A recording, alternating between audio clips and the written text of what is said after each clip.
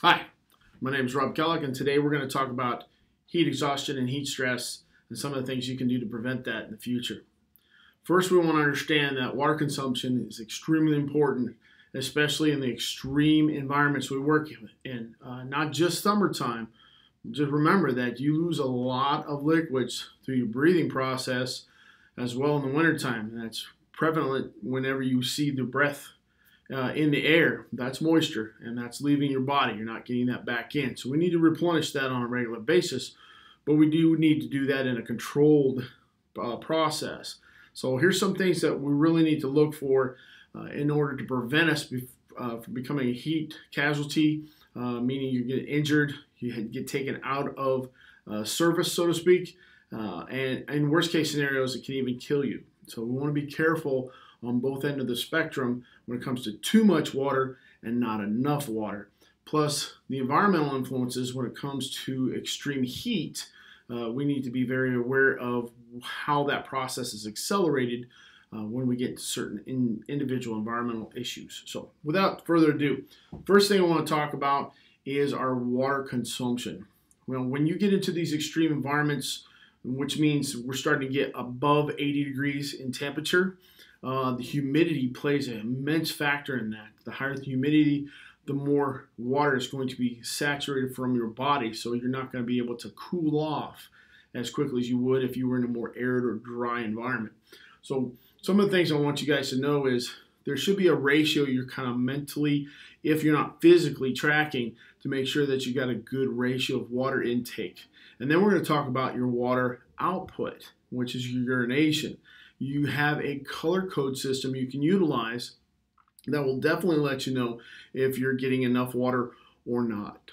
Enough, what should I say, not enough or too much. So when you look at ratios, what we did in the military is we utilized a 3-to-1 ratio mechanism, meaning for every 3, let's say 12-ounce bottles of water that you consumed, you needed to consume at least 1 bottle of the same 12 ounces with electrolytes in it. Now, electrolytes are sugars. They're going to be your carbohydrates, your B12 kind of stuff. We're not talking about your monster drinks or your the thing that gives you wings.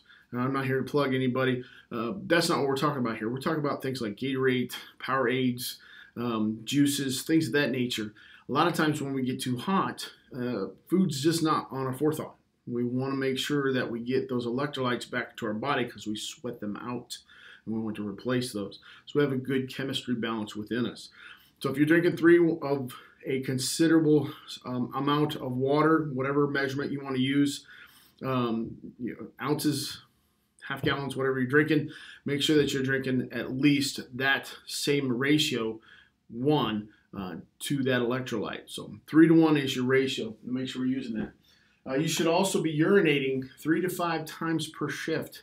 If you're not at least doing it that often, you're not taking enough water. You're sweating that moisture out, and therefore your body is taking out those electrolytes.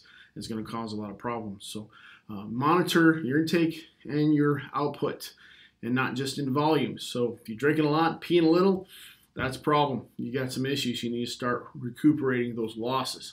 Now, when we come to what our output needs to be, we want to look at the color spectrum of our urine as we dispense it.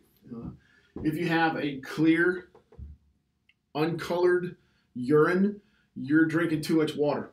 You've got too much in your system and you're not balancing very well. So you need to start drinking some more electrolytes. You should be urinating some electrolytes out as well, and that's where the color comes into play. You have a light yellow to a bright yellow, dark yellow, and orange. Those are normals. Now, if you get into a very light tea color, that's fine. But that is borderline, you're not drinking enough. And that's when we get into the dark orange or the brown colors, you need to consume more water. Those are almost all electrolytes, and you're not getting enough water into your system. Again, if it's clear, you're drinking too much. Start taking in more electrolytes. If it's dark in color, back off on the electrolytes, drink some more water. You're starting to dehydrate. So be sure we're very aware of that. Now, temperatures also have a play in our activity. and that is over here. Relative humidity to air temperatures. Now, we can have the same rough temperature in the air, but if the humidity goes up, we're going to find that it's more stressful on our bodies, and we're going to start losing more fluids. So if you have 100% of your relative humidity at 80 degrees, it's roughly going to be the same as a 40% humidity to a 90-degree environment. And this is when you need to start getting cautious about your activities. This is in the shade with a light breeze. You start going outside in the sun or in a very arid environment where you have no shade and there's no ventilation, you can really increase that impact dramatically. Up to 15 degrees could be an increase here. So we need to be very, very careful when we start to get into these temperatures. At 82 degrees at 100% to 90 degrees at 40%, now we're in extreme caution. This is the beginning of, hey, we need to pay attention here. This could get serious. And then you get into your 86 degrees at 100% with your 106 at 40%, and now you're in a dangerous environment. Again, still, the temperature's high. As long as the humidity is lower, it's definitely a different ratio. And then finally, when you get into an extreme danger, we're talking at 108 degrees with 100% or 110 degrees plus with 40%. Now, how do we tell this? It's not something we just, oh, it's going to be about 80%. Yeah, it's something we need to get to be an exact. And the best way to do that is go to your phones and get an ambient temperature for the area you're in. Some of them give you the humidity as well. So a lot of apps out there that you can utilize, or you can just make a phone call, local weather, what's going on. And you can get that information as well. So one of the apps that you can use out there is very effective, and it's free. Key point, it's free. And you get that from Ocean NIOSH Heat Index app. And it looks like this. You can actually download that, and it will allow you to plug in the numbers that will give you your warnings on what's extreme, how often you should be taking breaks, things of that nature. And it lets you know that you need to be consuming more water. And then we told you how to look at your urination output and to determine what you need to be drinking, whether it's more electrolytes or more waters. So just be aware that that's out there.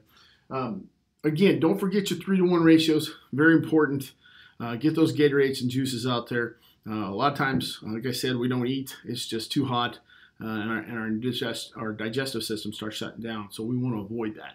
So without further ado, make sure you apply it. Again, watch your colors, watch your intake, and your frequencies. Make sure you're at least going 3 times a day minimum. The more the better. And watch those colors. If you have any questions, give us a call, and that's what we're here for. Remember, safety is not a mindset. It's a state of mind. Have a good day.